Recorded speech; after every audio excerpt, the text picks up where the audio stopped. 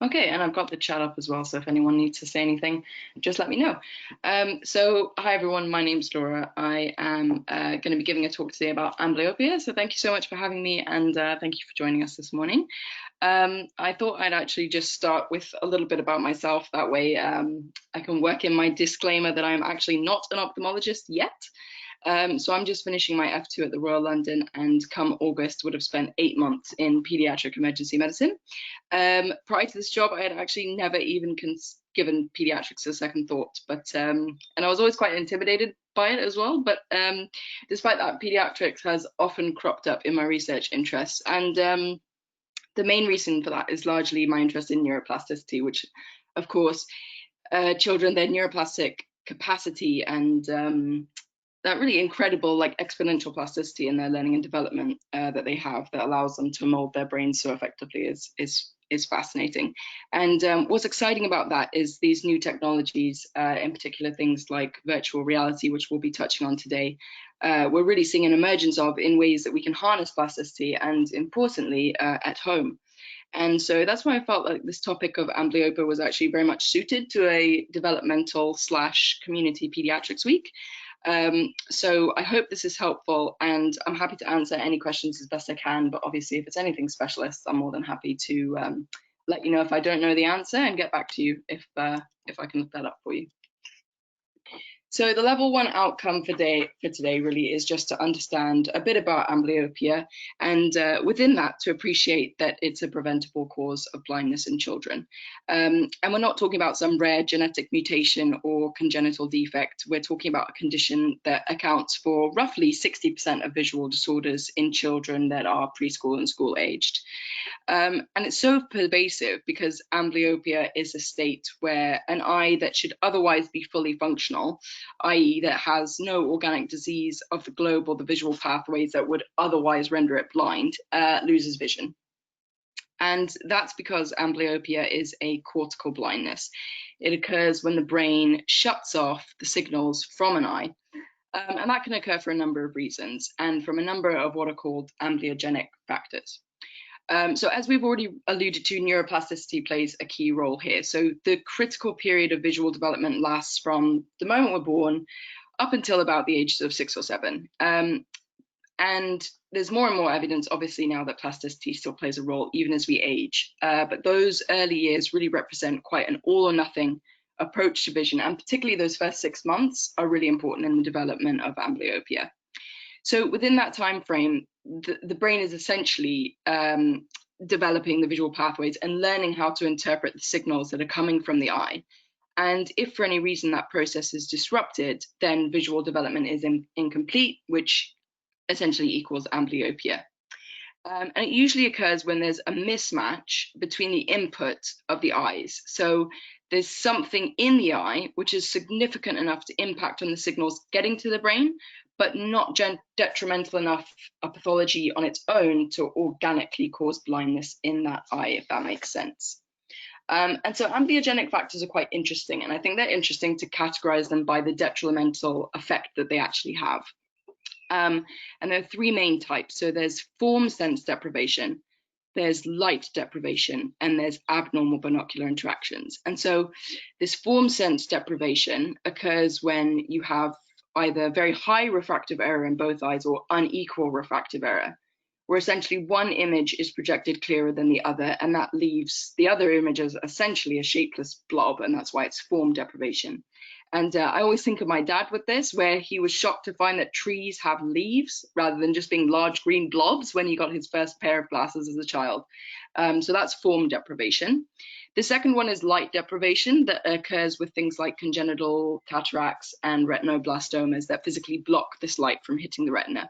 But most commonly, actually, it's abnormal interactions between the 2 eyes in terms of their alignment. And so that's what we're talking about with strabismus, which is squint, which is where you may have seen one eye deviates either inwards towards the nose or outwards. And that means that the eyes aren't able to take up the same fixation point. And the brain particularly seems to hate this kind of double vision. It's like diplopia, and it eliminates it by turning down the signals from the aberrant eye. And amblyopia is a spectrum from mild to severe, and that often leaves the patients with a good eye and a weak eye, and that's of varying severity. And the focus of this talk is going to be this strabismic amblyopia, and the reason for that is that it is the most common and also the most difficult to treat. For things like form deprivation, once you correct the visual acuity with glasses, often you essentially prevent amblyopia from developing. So that's our key outcome. Amblyopia is a preventable cause of blindness in children. So why is it important? Why does it matter if you have one weak eye and one good eye? Well, as we've already said, it accounts for a huge amount of visual disorders in young children. But the answer to the weak eye, good eye is that the reason that's important is because of 3D vision. And that's not only important for things like reading, it's important for a child's general ability to perform at school, to develop their motor skills, even on a level to be able to socially integrate with their peers as well. And it's difficult to treat, and that makes it the main source of monocular vision in 20 to 70-year-olds, which I mean, essentially is all adulthood. And it's something that affects hand-eye coordination and also visual decision-making. So this is a condition where you're thinking, can my child safely cross the road for the rest of their life? Or will they ever be able to safely drive a car?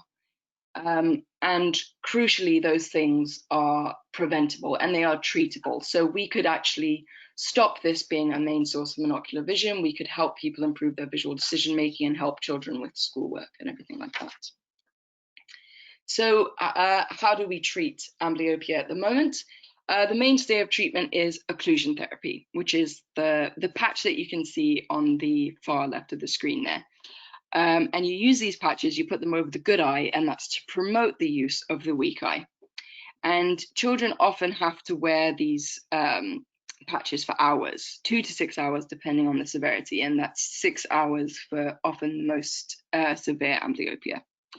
And the problem is that children hate them. They're ostracized at school for wearing them. Their parents hate making them wear them. And so they're somewhat limited in their effectiveness because of that. There's also penalization therapy, which is in the middle here, which is using atropine eye drops. They're much less commonly used now. But effectively what that does is it dilates the pupil enough to blur the vision, essentially form depriving the good eye by making everything equally blurry in both eyes. But what they found really in the evidence base is that neither of these treatments particularly worked. Only a fraction of children were achieving an improvement in their visual acuity. There was regression to pre-treatment levels of VA in roughly a third of children, and the stereo acuity, so 3D vision, improves in less than half of them. But there was a really interesting study done in 2005 by this team down in the corner here, who looked at why occlusion therapy doesn't work. And they hypothesized that it was the lack of adherence to treatment and not the treatment itself that was responsible for the poor outcomes. And so they quite effectively showed that there is a dose-effect relationship between the duration of the occlusion therapy and the improvement in the visual acuity. And they actually used little gadgets called dose occlusion monitors, which they put on the eye patches, and they could actually effectively monitor the hours that the patches were on without having to have subjective measures by the parents or the child or anything. And as you can see from that graph, there's quite a nice relationship between the improvement in visual acuity and the amount of time that you wear the patching for. But clearly, we're at a junction where the fundamental principles of this therapy work, but the management strategy in and of itself doesn't appear to be as effective. And that's because we're not engaging children, we're not developing a therapy that's centered around them.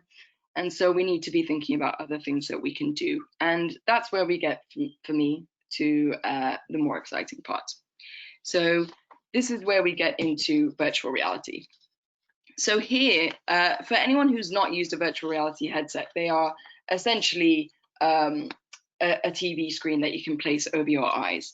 I don't know if you guys can see my mouse or not, but essentially these middle images here where you can see the black outline around the two essentially eye-looking pieces. That's what you would see if you looked at a virtual reality headset from a distance. Obviously, once you put that on and it's sat over your eyes, the whole point of the two different systems, the two different eye displays, just like our eyes, is to generate more of a 3D image when you're looking at something. So you get depth perception. And for anyone who's not tried a VR headset, I would definitely recommend it. You can do really interesting things like walk off the edge of a building, and you do get it's scary walking along the plank. It is scary walking off the edge of it, and you feel your tummy drop as you walk off the edge, even though you know you're standing on a completely solid floor. So it's immersive, and the thing is, you can play games on it, you can watch movies on it, and so already you can see that children are more likely to be engaging with this therapy. But it's not only that we can get them to engage, it's that we can actually impact the amblyopia on more of a physiological level. And there are three main things that have been, three main systems that have been designed in virtual reality and that are the most well established in treating amblyopia. So the first is anti-suppression therapy. And really, this uses contrast differences between the displays that are used in the virtual reality headset for playing games, most commonly Tetris. And essentially, the amblyopic eye will get full contrast, whereas the strong eye or the fixing eye will have a reduced contrast. And the reason for that is that in amblyopia, along with reduced visual acuity, you do get changes in your contrast sensitivity. And so what this does is it helps balance the input into the V1 area of the visual cortex and aims to improve the use of the amblyopic eye that way. The next system is the interactive binocular treatment, which is referred to as the IBIT system. Now, dichoptic displays are really just anything that's presenting different images to the eye. So I would argue that these are all dichoptic displays. But the IBIT really utilizes the fact that you can have completely different images presented to two eyes, not just a change in contrast, not just a blur, as we'll see in the next system. So what these guys did, which is very clever, is they designed games which had the crucial parts of the game presented only to the weak eye. So you can see here there's a basketball game and a spaceship game. So essentially, the weak eye will be presented with things like the basketball hoop and the basketball, and both eyes will have access to the background, the rest of the details. In the spaceship game, the targets that you actually need to fly through are only visible to the weak eye, but again, the rest of the background is visible to both eyes.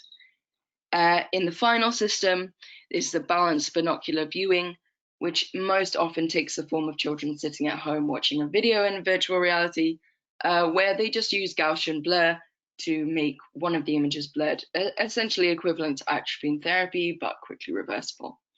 And the important thing here, especially with the IBIT system, is that these aren't so much penalizing therapies.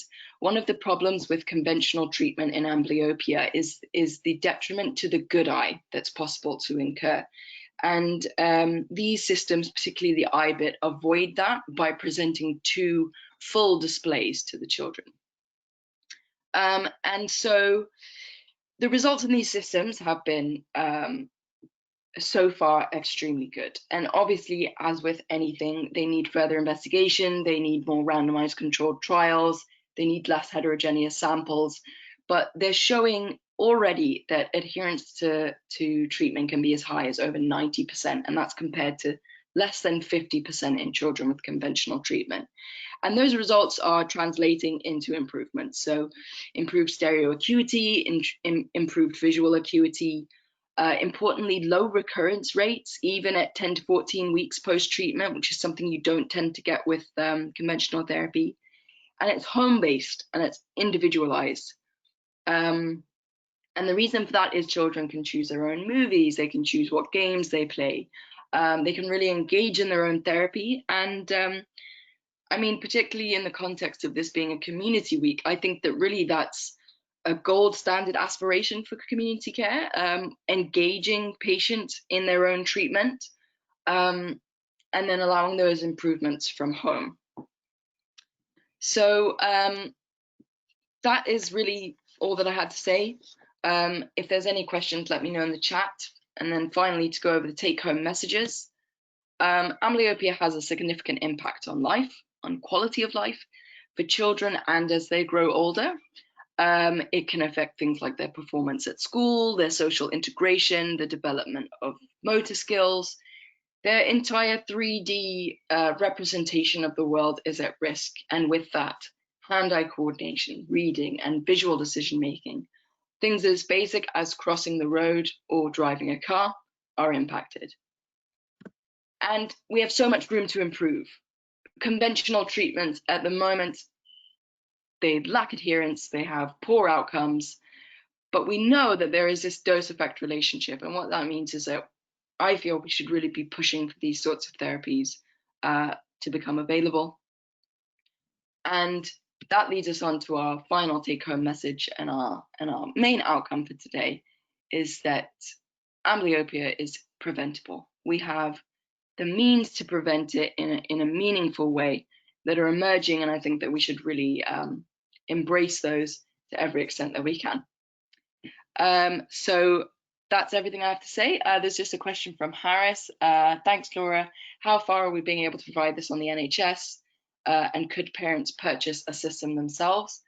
So I think, in all honesty, we are quite far from being able to provide this on the NHS. And the reason I say that is probably funding, first and foremost, and also a bit of an unwillingness for people to take up technologies like this. And I think that hopefully that'll be changing. And I mean, interestingly, in light of the COVID pandemic, everything that's being done with telemedicine at the moment, I think we may actually see a huge improvement in this.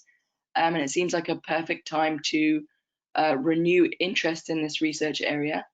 But yes, parents can purchase these systems. There are some online things called Amblyopia, which are sort of individualized systems that include things like reminders, home visual acuity tests to track your progress, as well as a whole heap of games and movies that you can watch with these sort of systems taking place. So parents can purchase them. In terms of the NHS providing it, I think it's a funding issue, but hopefully as we convert more and more outpatient therapies to home-based things, then hopefully this will take off. Okay, so I think that's probably it. If there's any more questions, then feel free to email the organizers. They'll pass that on to me. But otherwise, I hope you enjoyed the session. Thank you so much. Bye-bye.